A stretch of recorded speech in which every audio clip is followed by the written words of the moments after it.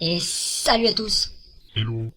On consacre la première vidéo à l'épisode 57 de Dragon Ball Super.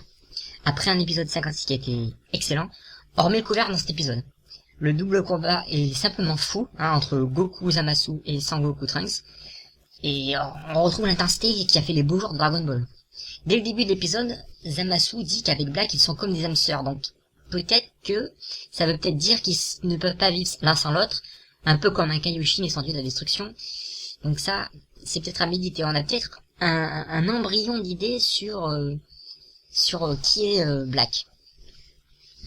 Après, on perd pas de temps avec les discours, ça part direct dans le combat, ce qui donne le temps de cet épisode. On a le Final Flash de Trunks qui est vraiment incroyable, franchement, vraiment incroyable. Mais le mieux, ça a été le Kamehameha de Black Goku. Vraiment, de Black Goku rosé. Avec Zamasu qui va paralyser Goku et Trunks. Ça, je sais pas vous, mais moi ça m'a fait penser complètement à un jeu de combat où on fait du 2 contre 2 et on peut faire des combinaisons entre les combattants, des interactions, quoi. Pendant qu'il y a un qui tient les deux autres, l'autre s'il lance une sacrée bonne technique. Non, c'était vraiment top. J'ai kiffé, moi. Et puis je n'ai pas parlé de Zamasu aussi qui se trouve être immortel déjà, le mec il était super puissant. Maintenant il est immortel, quoi. On lui plante un couteau dans le ventre, il l'enlève comme ça. Ça le rend encore plus détestable d'ailleurs. Ensuite, en seconde partie de l'épisode, on a la tentative d'espérer de Vegeta qui va essayer de sauver Son Goku et Trunks, donc il va leur faire gagner du temps. Mais ça servira à rien parce qu'il va tout de suite retomber dans les pommes.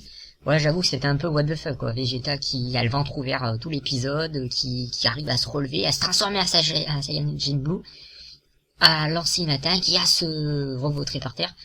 Bon, voilà. Moi, ça m'a ouvert Après, il y avait aussi encore plus surprenant le Yajirobe qui va aider, voire sauver la vie à Trunks et Goku.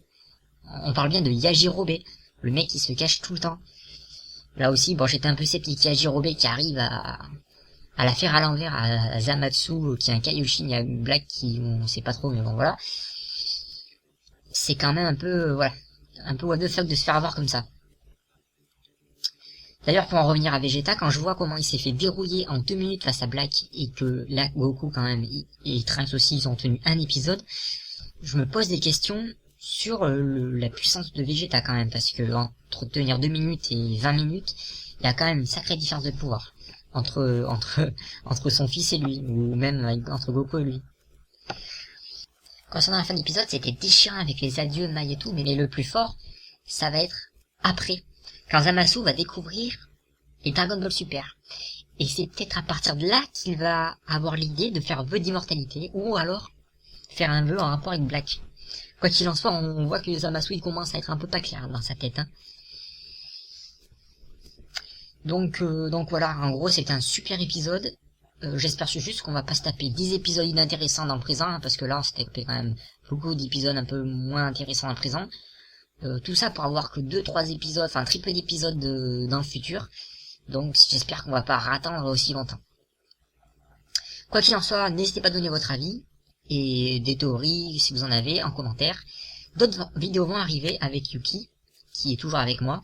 Et voilà, n'hésitez pas à vous abonner, à liker, c'est au choix. Et voilà, c'est tout. Allez, salut. Je peux faire une dédicace? Non, ça ira, merci.